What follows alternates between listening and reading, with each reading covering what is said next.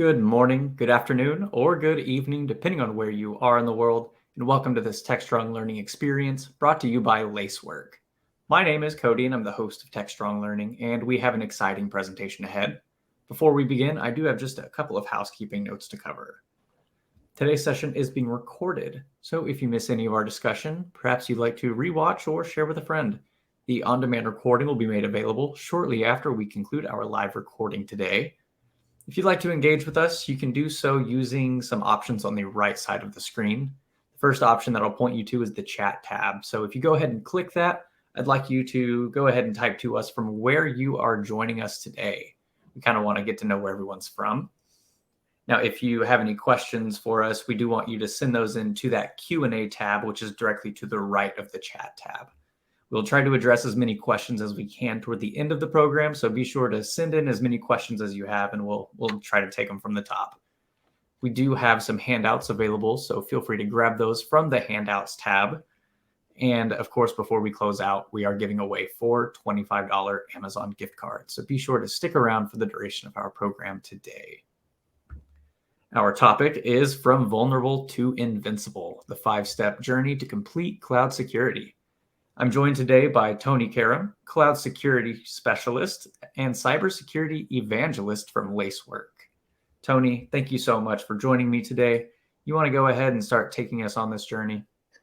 Yeah, thanks, Cody. I'm super excited to share the 5-step journey to complete cloud security with your audience here today. If you're here listening to us, your company has either already moved or is in the process of moving some or all of its applications to the cloud. And whether your company was born in the cloud or you're finding yourself re-architecting applications to be cloud native, it can feel a bit overwhelming to know where to even start when it comes to security. Cloud environments, after all, are very different from on-prem infrastructures. And as such, the security best practices for protecting cloud native applications are quite different from those used for perimeter-based systems. Maybe you're just starting and trying to figure out what assets are in your cloud, or maybe you have the basics covered and you're looking for ways to mature your cloud security program. Today, I'm going to share 5 steps that have proven to be highly successful in helping leading cloud adopters protect their cloud native applications. But first, I thought I would start with an analogy to frame the conversation within the context of something that we're all familiar with. While public cloud environments have simplified digital innovation, clouds are highly dynamic and complex, with different layers, each requiring security. Think of defense in depth that applies different practices and different controls for each layer. It's similar to how you might think about securing a multi-tenant office building, for example. The first thing you want to do is make sure all the windows and doors are locked, and they stay locked. This is about securing or hardening the building's posture, making it more difficult for unwanted visitors to get in. You would also want to prioritize first floor doorways and other high-risk entry points.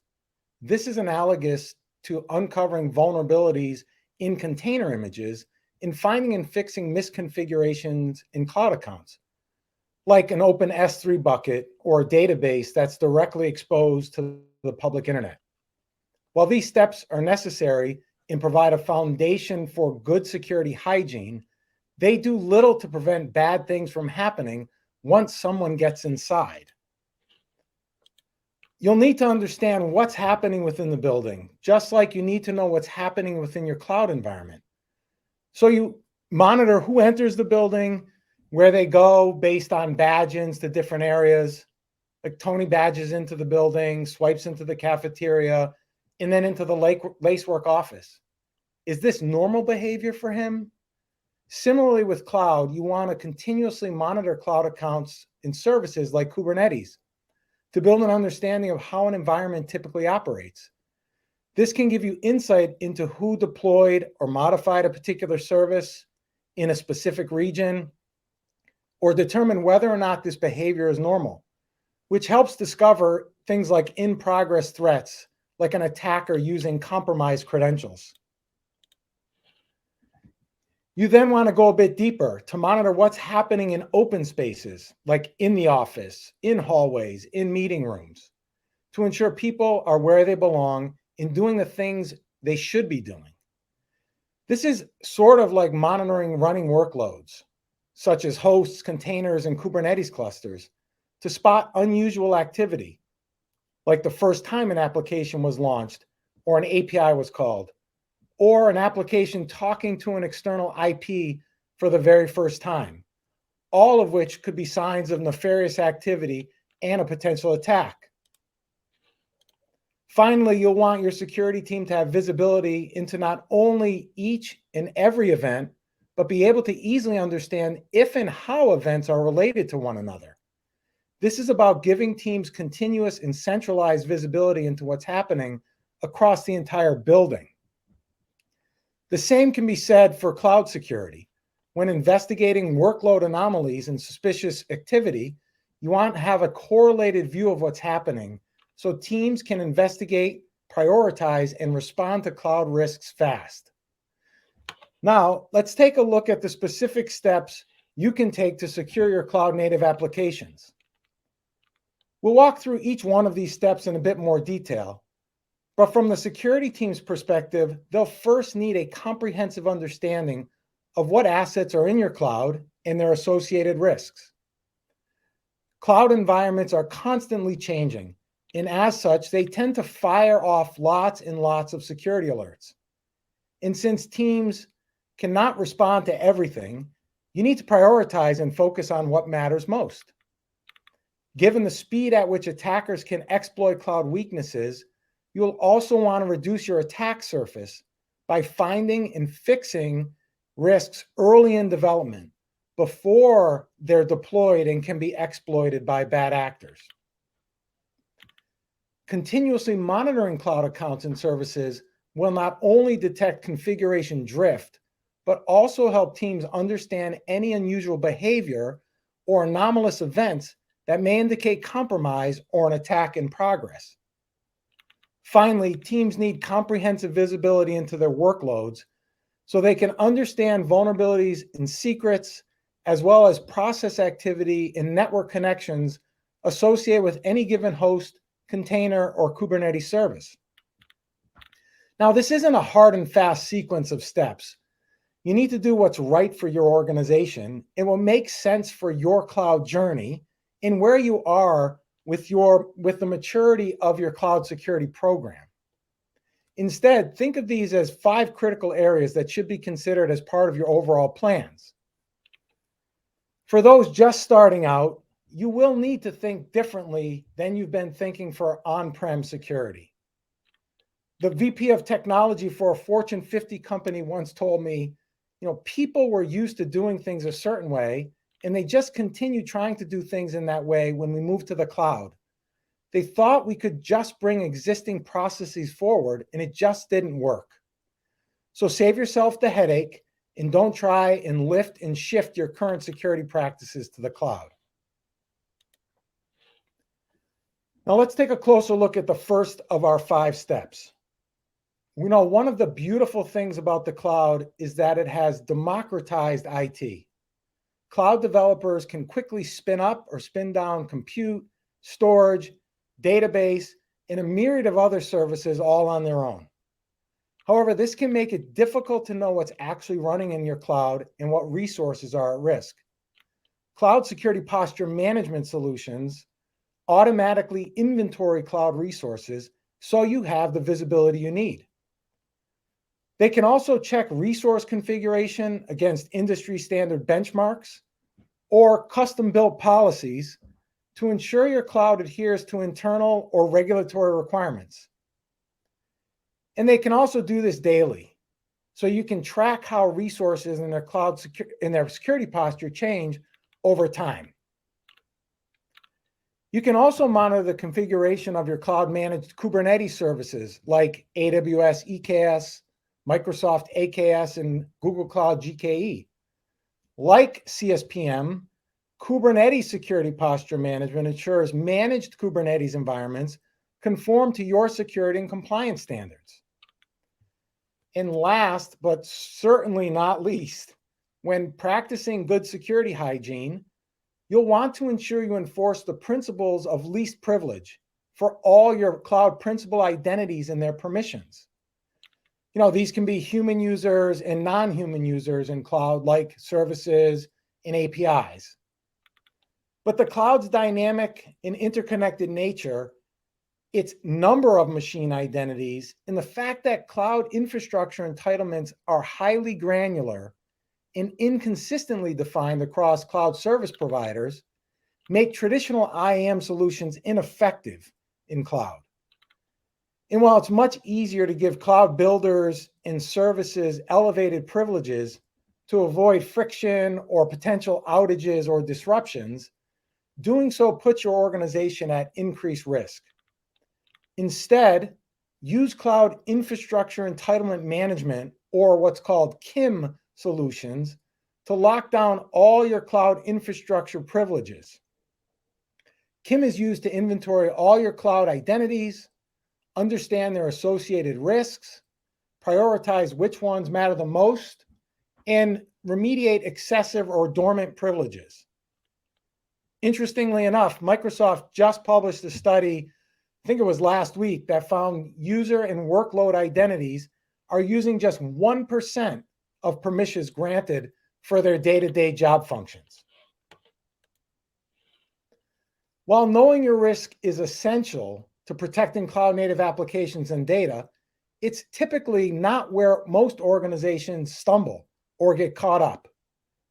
As you scale your cloud deployments from 5 applications to 50 applications to 500 or even 5,000 applications, your biggest challenge becomes prioritizing which of those risks require immediate attention and which ones could possibly wait, maybe indefinitely wait. Since on average, cloud deployments can generate thousands of alerts each day, just getting a bunch of flashing red lights doesn't really help teams investigate and respond fast enough to avoid a breach or a service disruption. When it comes to prioritizing alerts, context is king. And while there are a number of ways to determine the severity of a risk, one very effective approach is to analyze the attack paths that bad actors can take to compromise a host, container, or service. Attack paths help teams fully understand the relationships between different risk factors, so each workload or service, such as its reachability to the public internet, associated critical vulnerabilities, exposed secrets or misconfigurations, and any associated IAM roles. Instead of looking at individual risk factors in isolation, attack paths provide a single view that enables you to see how multiple risk factors can be exploited in succession and to gauge their impact on adjacent or connected resources and data. Context here is very important. If a workload has a vulnerability or an internet exposed host has SSH keys in plain text or a highly privileged IAM role, it can ultimately enable a bad actor to move laterally and gain access to a high value resource like a database, and as such should be flagged as a priority for your organization. Attack path analysis enables you to see your cloud environment through the lens of an attacker and to pinpoint exactly which assets are most vulnerable and how they can be exploited. Another way to reduce exposure is to build security into development. Finding and fixing misconfigurations and vulnerabilities early in code repositories, image registries, and within pipelines limits your cloud attack surface and creates fewer runtime issues for teams to deal with. It's also an order of magnitude less expensive to fix security flaws early versus waiting and fixing them once they are in production. Now, shifting security left isn't a new concept. However, the speed at which cloud-native applications are developed, their use of microservices architectures, and their extensive use of open source software have made it much more difficult. Building cloud applications fast has become an existential requirement for most companies. Technologies like infrastructure as code enable cloud engineers to automate the configuration and provisioning of cloud infrastructure services. Assessing the security of infrastructure as code as developers write and commit code is a best practice for eliminating the number one cause of cloud data breach, which is misconfiguration. In addition, you should also check application code and containers for known CVEs or vulnerabilities during development, within registries, and just before they're orchestrated and deployed through Kubernetes. You'll also want to check application code for unknown vulnerabilities to see how they respond to attacks like SQL injection or cross-site scripting. And since more than 80% of cloud-native applications use open source software, you'll want to have a complete inventory of your open source components and where they're used, along with validating that these libraries and their dependencies meet your security requirements. Now, if that sounds like a lot, you're right, it is. However, making shift-left security work can be simplified by following two basic guidelines. First, respect the developer experience. This means enabling them to self-service the security of their code without having to repeatedly context switch in and out of existing tool chains and workflows. Give them frictionless guardrails that only interrupt them when something bad is found, instead of gates that repeatedly stop them for really no apparent reason or no cause. And second, be sure security teams are providing developers with the context and guidance they need so they can quickly understand what risks need their immediate attention. And again, which ones they can wait on or potentially indefinitely put on hold. An ex-CIO of one of the world's largest banks once told me, as a CIO, I need to give my developers reasons to stay because all of my competitors are giving them reasons to leave. You arm them with the tools to ensure they can get their code into production as fast as possible and without compromising security. If software is eating the world, and by extension, cloud native applications, you must make it as easy as possible for your developers to deliver secure code. Now, if you've made it this far, congratulations. You're probably well ahead of the curve. You know what assets are in your cloud. You have an understanding of their misconfigurations and vulnerabilities. You're trying to enforce least privilege for cloud builders and services. And you may have some mechanisms for prioritizing risk. And you even may have started shifting security left to prevent bad things from reaching production. Now it's time, though, to understand what's actually happening within your cloud accounts and services, including those managed Kubernetes environments. This way, you can discover unknown threats associated with unusual behavior, suspicious events, and new applications, which may be signs of an attacker using compromised credentials. This is done through analyzing cloud audit logs, like those provided by AWS CloudTrail, Azure Activity Log, and Google Cloud Audit Log. Monitoring these logs will help you understand user details and events, and what API calls are being made to your cloud accounts and any associated errors with those calls.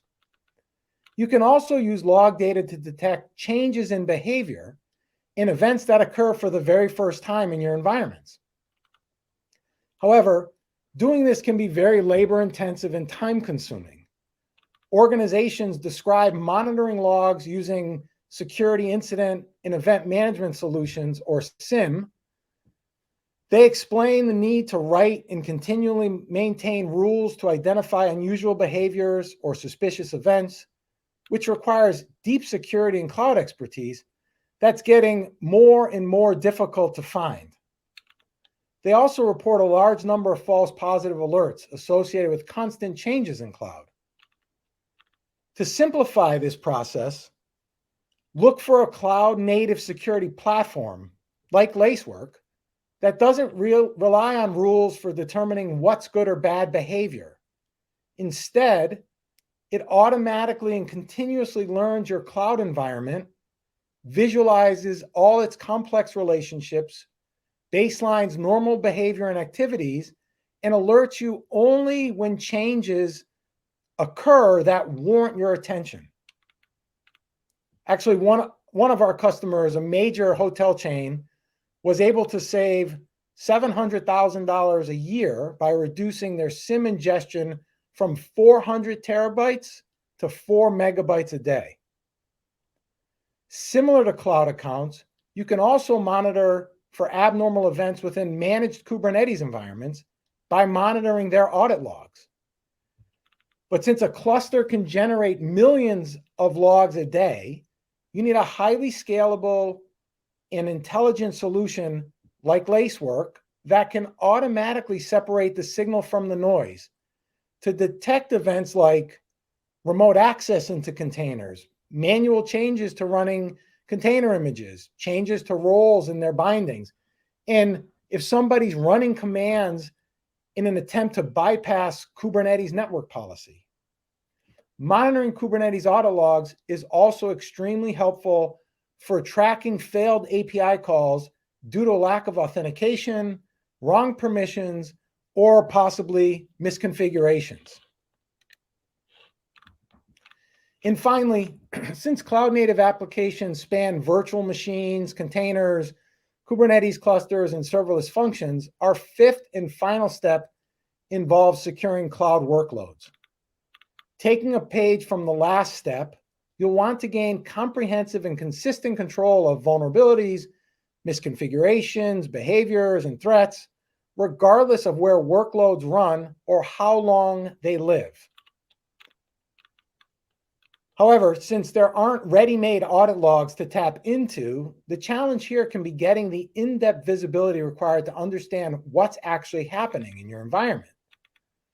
Doing this requires some type of collection mechanism that scans your workloads and captures the data you need to determine what hosts and container vulnerabilities exist, what secrets might be in plain text, what processes are running, who are they talking to, and more. There are basically two methods for this: agentless workload scanning and agent-based workload scanning.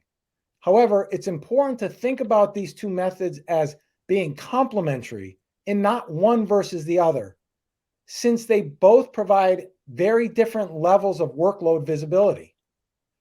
Agentless scanning is great for taking periodic snapshots to identify vulnerabilities and secrets across active hosts, containers, and application language libraries.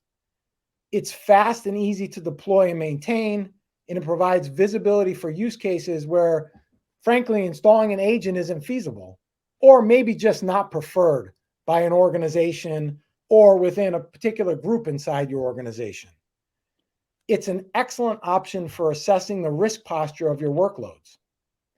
Agents, on the other hand, provide the best level of continuous monitoring and security.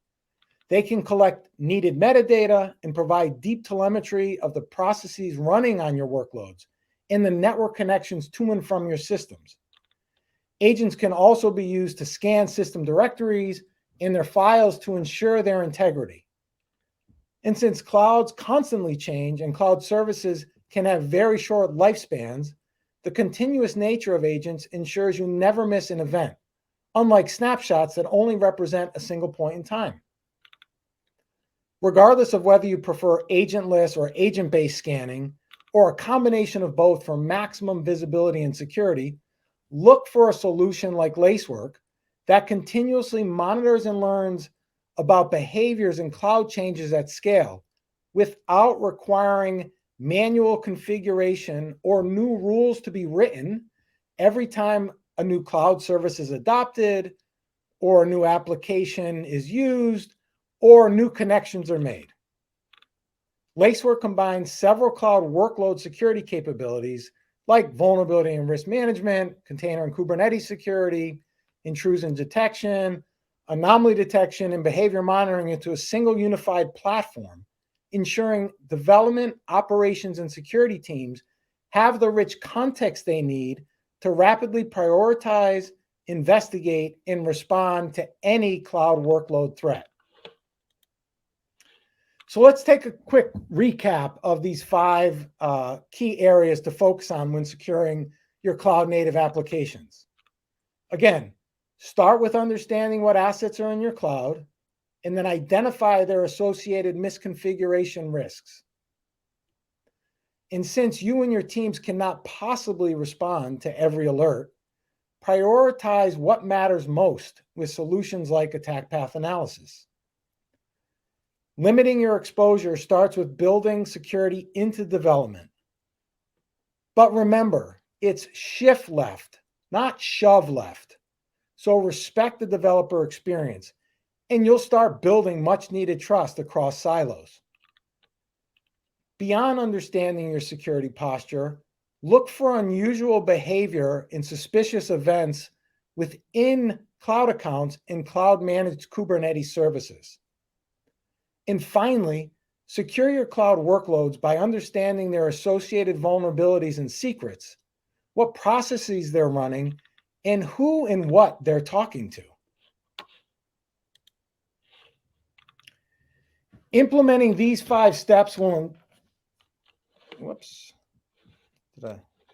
sorry, I think I lost my screen. There we go. Sorry about that.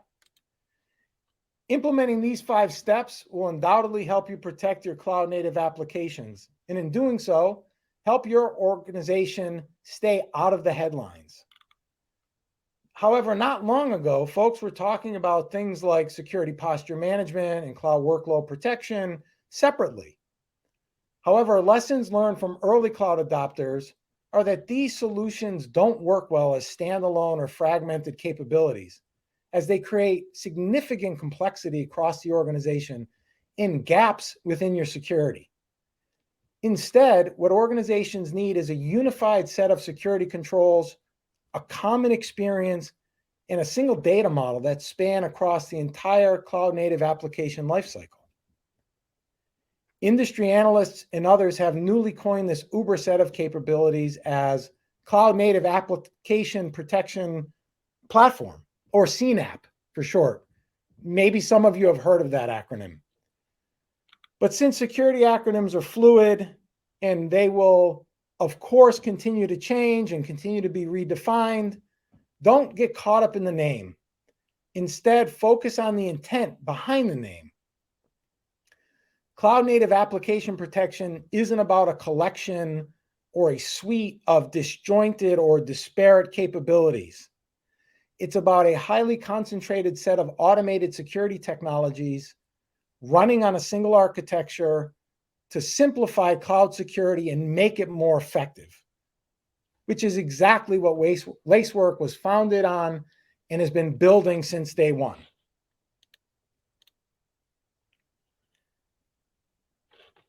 Now I'll send it back to Cody to see if there's any questions. Awesome, Tony. It looks like we have received a couple to get us started, but to our audience, that's the magic word. If you have a question, go ahead and send it into that Q&A and we will try to address it. So Tony, just looking from the top, what do you think is the biggest challenge in cloud security today? Yeah, I would say, probably the biggest challenge is being able to prioritize which risks and threats to focus investigations and remediations on first. I mean, there are a number of tools and methods out in the marketplace that will provide visibility. They'll show you a whole bunch of red and yellow lights denoting critical and high severity risks. But we often hear from customers, so then what? What am I supposed to do with that, right? Where do I go next? No one has the resources to respond to everything, so they need the context to prioritize risks related to their specific environment. Finding thousands of critical severity CVEs doesn't help all that much. But having the context to understand which of those actually put your business at risk lets you dramatically reduce the number that your teams need to fix, which in turn dramatically accelerates your response times. We actually saw this play out a little bit across our customer base when Log4j hit. customers found thousands of instances of Log4j across their environments or their applications. But only a very small fraction of those instances were actually in running packages, right? So lots of software packages installed in their environment, but not necessarily running. So again, they were able to much more quickly identify and respond to what they needed to. Awesome. Thank you, Tony. Yep. Our next question reads, which aspects of cloud security are best suited for automation? Automation. That's always a good question, right? What to automate and what not to automate. Let's see. I think a couple of things I'll talk about there. I mean, most organizations building for cloud or building cloud native applications have certainly at least started to retool their development and delivery pipelines to be automated, right? So I would say that, shifting left to check for things like misconfigurations and vulnerabilities definitely needs to be automated. Security cannot slow down development. So implementing automated guardrails within code repositories, registries, pipelines is critical for delivering code that's not only secure, but also on time, right? Which is obviously a key business metric. While some companies are beginning to explore automated remediation, I think by and large, the majority of folks we talk to, it's more about automated remediation guidance. They still want to be able to push the button, right? And say, yes, fix that, or no, don't fix that. So I think that's the first thing, right? Really automating guardrails within development or within your pipelines to find critical risks. But I also think automation is definitely required for understanding what's happening in cloud environments. So we talked a little bit about monitoring events and behaviors. Translating those into actual threats for organizations requires a massive amount of data, petabytes of data, massive amounts of data. Data that needs to be automatically collected from cloud accounts, audit logs, code packages, containers, hosts, across build time and runtime environments, right?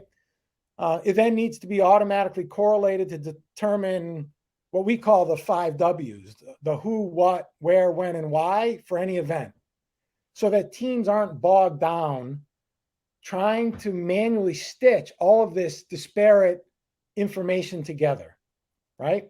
They get what they need very quickly. They see it within the context of their total environment, which allows them to respond fast.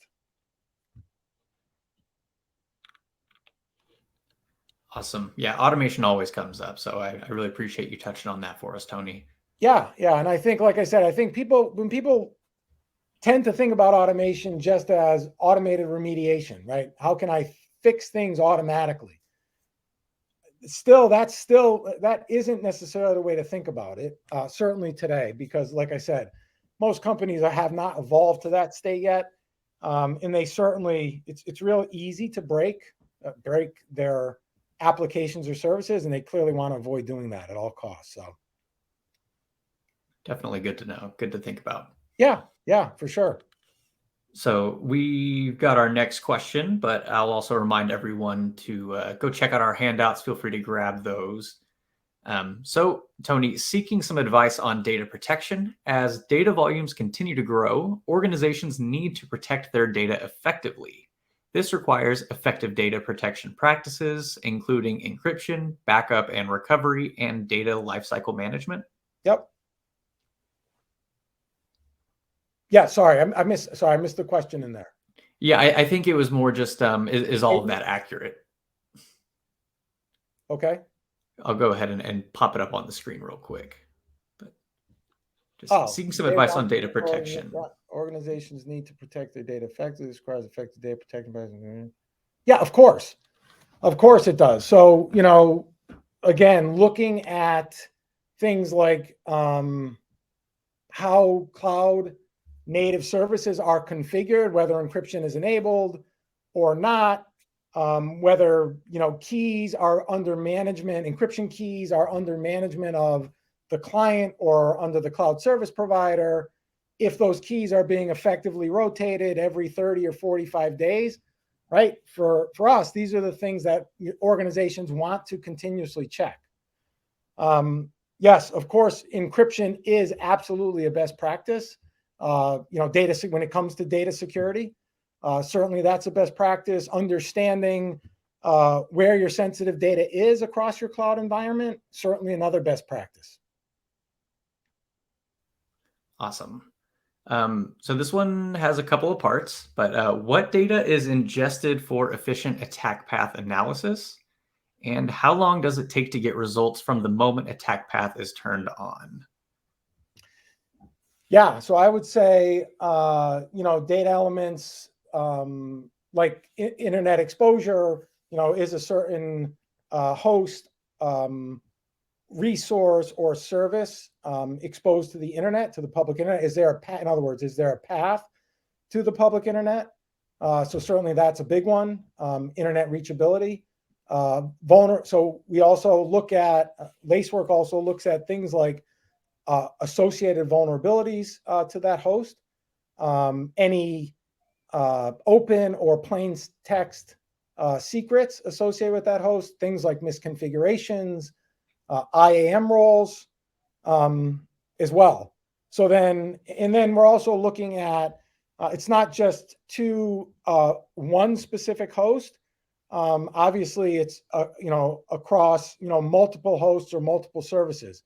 So you can see the downstream impact, or you can clearly see the path that an attacker could take to reach, like I said before, maybe a high value asset like an RDS database or something, right, where critical data may reside or sensitive data may reside.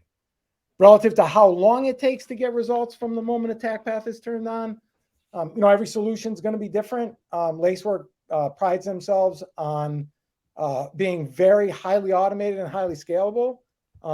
So we would start probably, populating attack paths within a customer's environment once we detect an alert, probably within the hour, I would say. I can't tell you off the top of my head exactly, but relatively quickly.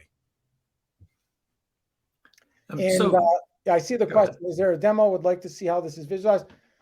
We don't have a demo prepped here today, but maybe something we can take offline. Absolutely would be more than interested in setting something up to give anybody a demo of any of these capabilities, certainly attack path. Perfect. And I'll just touch on the demo there. So we do have a post-program survey that will pop up on your screen. So please stick around so that you can fill that out. The final question on that survey prompts you to indicate whether you want a follow-up or whether you'd specifically like a demo from our sponsor. So if you are interested in being reached out to by Lacework, please just let us know on that survey and we'll be sure to forward that along to them. Otherwise, I know they do have their own contact info and you can pursue them that way. Mm-hmm. So, Tony, I'm not seeing any more questions coming in at this point. So in order to stall for a little bit of time, I'm going to give away some gift cards. So the 4 winners of our $25 Amazon gift card drawing, they are Jacqueline J, Melissa S, Vanya G, and Arnold L. So to our 4 winners, congratulations. Keep an eye on your inbox to claim your gift card. You should be receiving that in about the next 48 hours. If you don't happen to see that gift card, check your spam folder just in case it gets filtered out. I'll also remind everyone that our session today was recorded. So should you want to rewatch, the on-demand will be sent to you via email shortly after we conclude. And you can also find it living on the Security Boulevard website at securityboulevard.com/webinars, and it'll be waiting for you in our on-demand section. Tony, I really appreciate the time and dedication that goes into putting together your presentation and your knowledge base. So I just wanted to pluck your brain one more time. What do you feel is the hardest step out of your 5 steps to make? Which one has that highest ledge for you to jump on? the highest ledge to jump on. Yeah, I mean, I think, you know, I think, you know, getting visibility, getting runtime visibility into actually what's going on in environments, so you can look and detect in progress threats or attacks, like an attacker using compromised credentials, or like crypto miners in your cloud, or even ransomware, in progress ransomware attacks in your environment. Certainly, I think those are the most difficult. You know, we talked about that at the end, where we talked about, you know, monitoring cloud accounts, managed Kubernetes accounts, and then even workloads. Because, like I said, it requires a massive amount of data, all to be correlated together. And traditional approaches, like I mentioned, of using a SIM are extremely time consuming, can be extremely expensive, and take you know, a high level of expertise, you know, to write rules and maintain the rules, to be able to not only find those events, but then cross correlate those events, you know, to show their relationships. So I think for most people that's the highest leap. So what I would say to anybody is, like I said, you know, these 5 steps, use them as a basis for consideration when you're building out your plan. But I would say certainly, you know, it all starts with visibility, and getting visibility into what assets you have in your cloud, and then getting visibility into the associated risks of those assets.